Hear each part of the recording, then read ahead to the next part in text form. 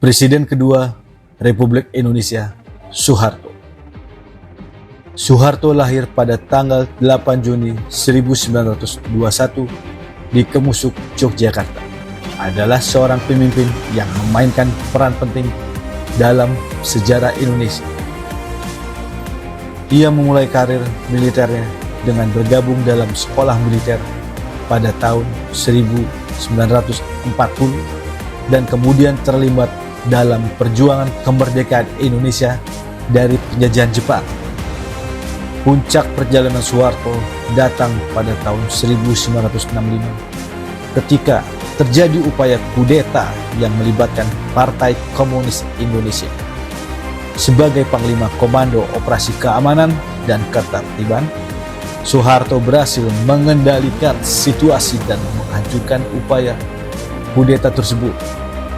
Hal ini membuka jalan bagi Soeharto untuk naik ke tampuk kekuasaan dan memimpin Indonesia.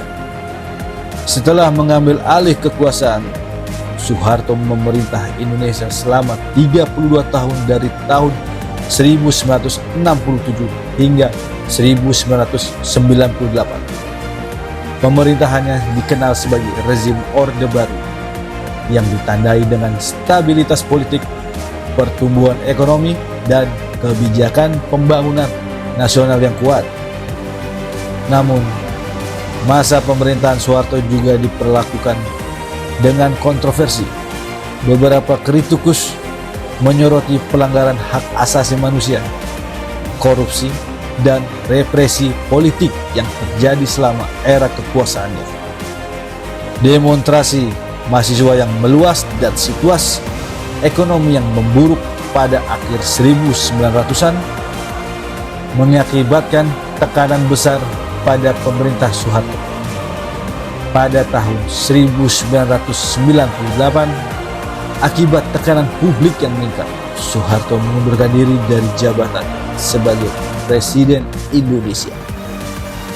Soeharto meninggal dunia pada tanggal 27 Januari 2008 di Jakarta setelah menderita penyakit yang berkepanjangan. Sejarah hidupnya mencakup perjalanan dari seorang jenderal militer yang mengendalikan kudeta hingga menjadi pemimpin yang berkuasa selama 3 dekade di Indonesia. Warisan dan dampak pemerintahannya tetap menjadi topik diskusi dan penilaian hingga saat